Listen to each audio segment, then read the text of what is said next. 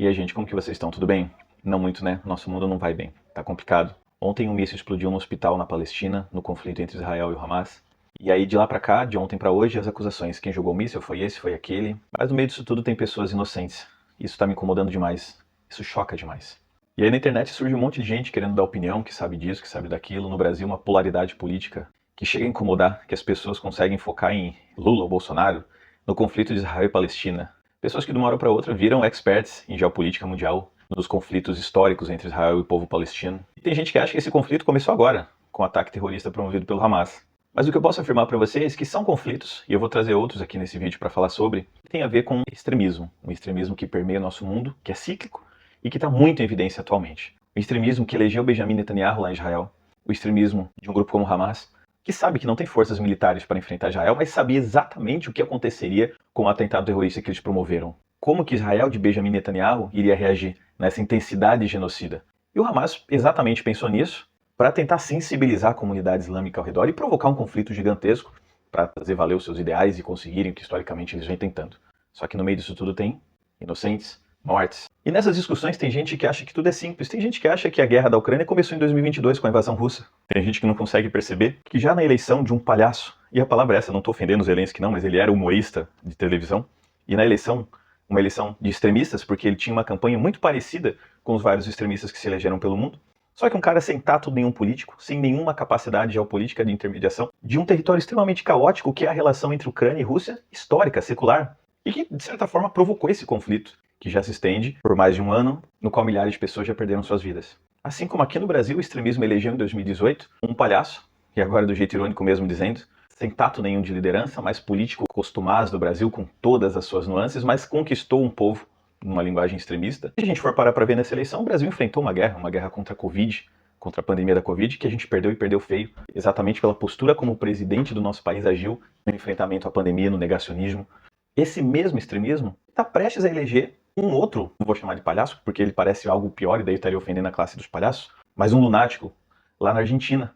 É isso, os argentinos estão prestes a eleger um candidato extremista, e aí a gente não sabe o que vai acontecer com os argentinos, porque é o caos que vem pela frente.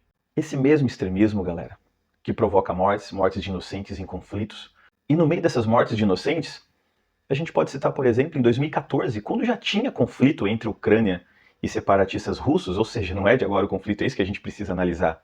Mas lá em 2014, 298 pessoas morreram na queda de um avião que foi atingido, por engano, por um míssil ucraniano. Aliás, isso acontece muito em guerras, né? Mísseis que, por engano, derrubam aviões, atingem hospitais, e aí ninguém sabe de quem foi o míssil. Mas lá na época, o relatório apontou que foi realmente um míssil ucraniano. Dessas 298 mortes inocentes, mais de 100 eram de especialistas, técnicos, cientistas de AIDS que estavam indo para uma conferência.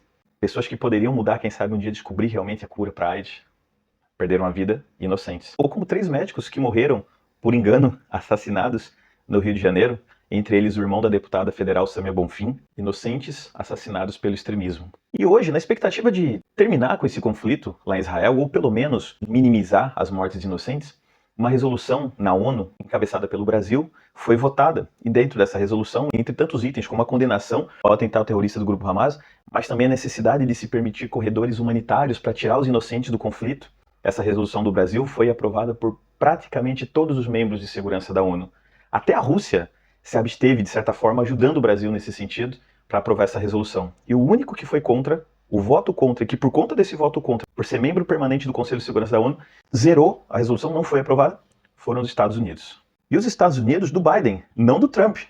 Aliás, porque se fosse do Trump, essa hora os Estados Unidos já estariam no conflito Israel envolvidos diretamente. Ou melhor, acho que essa hora eu nem estaria fazendo esse vídeo, porque os Estados Unidos de Trump já teria entrado na guerra contra a Rússia, lá na Ucrânia, e a gente já não estaria mais aqui, o mundo já não existiria.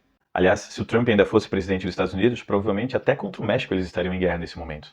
Mas os Estados Unidos do Biden votaram contra a resolução da ONU encabeçada pelo Brasil, porque dizem que na resolução da ONU estava faltando o direito de vingança, de defesa de Israel contra o ataque que eles sofreram.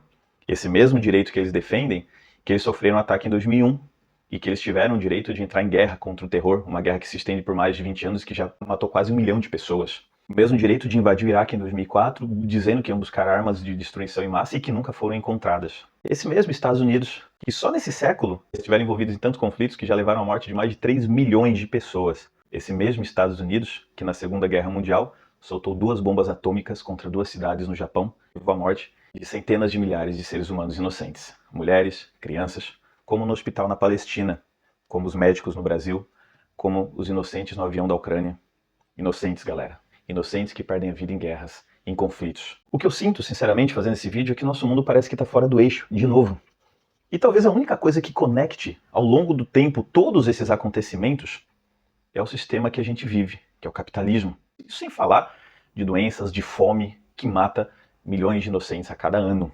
E quando eu digo capitalismo, provavelmente vou receber nesse vídeo uma enxurrada de gente extremista que carrega o mesmo extremismo que provoca esse caos no nosso mundo. O mesmo extremismo que faz filme, aborda a matemática de violência contra as crianças como se fossem salvadores da pátria, mas que usam desse tema para proliferar, para divulgar mais ódio, mais violência, mais extremismo. Esse mesmo extremismo que ameaça de morte a deputada federal Sâmia Bonfim, que teve o seu irmão assassinado por engano.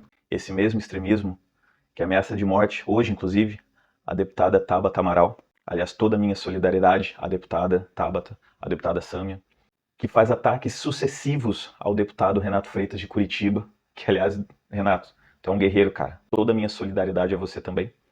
Esse extremismo que ameaça quem tem voz, quem tenta falar, quem tenta clamar por tempos melhores, por paz. Eu encerro esse vídeo, galera, mais em tom de desabafo mesmo, dizendo que a gente precisa lutar contra esse extremismo, que está tão em evidência no nosso mundo. A gente precisa lutar. Eu ainda acredito na humanidade. É isso, gente, por mais paz nesse mundo.